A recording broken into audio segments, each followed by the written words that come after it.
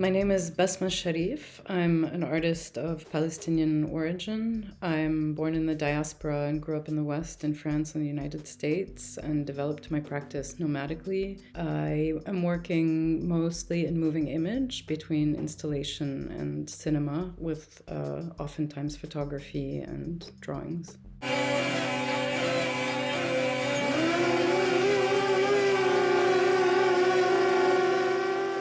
My work deals with a history that's out of reach and a persistent struggle that is ongoing, and I sort of played with it through time as a way to look at the microcosm of this conflict in Palestine and on a larger scale in relation to other conflicts and other histories and other struggles through our own.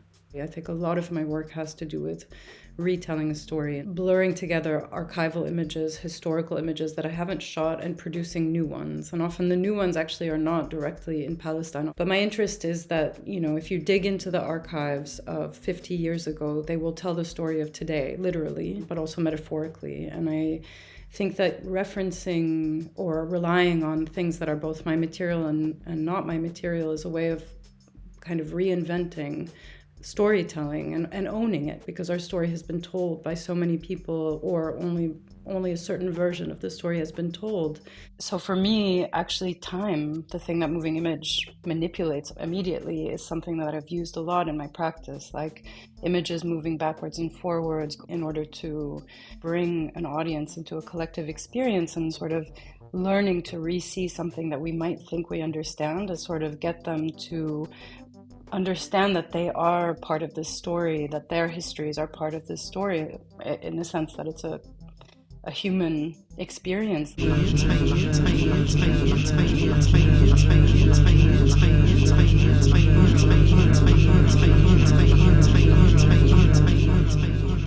so my work often is playing a lot with representation, like what is the function of representation in relation to our empathy towards a conflict we might perceive as being far away from us.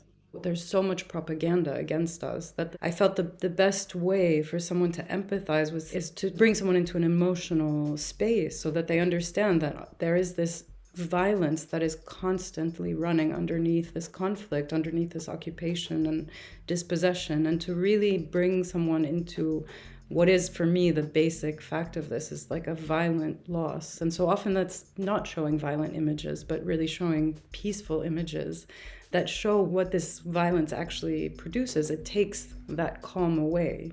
It takes that sense of security away. In a lot of my work, it's not sad. It's not, even if the topic is sad, it doesn't communicate that sadness or tragedy, but rather, I hope, a very perceptible sense of loss.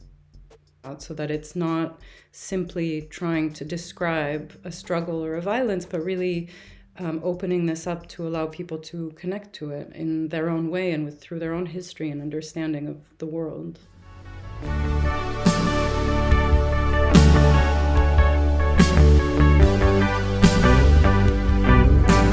As a Palestinian, I open my eyes on this world with this very clear feeling that we're invisible and that our battle is to make ourselves visible and to confirm our right to exist, our right to our basic human rights. And I think that went hand in hand as I got older and recognized how I was being identified as a woman and was being treated differently and had more obstacles in my way as an artist and as a person. So for me as an artist, these two things go hand in hand, the invisibility of my struggle as a woman to be recognized just as a person, and as a Palestinian to have my rights recognized. And so my work, without needing to directly address that, is like a testament to the right to existence beyond how one identifies me.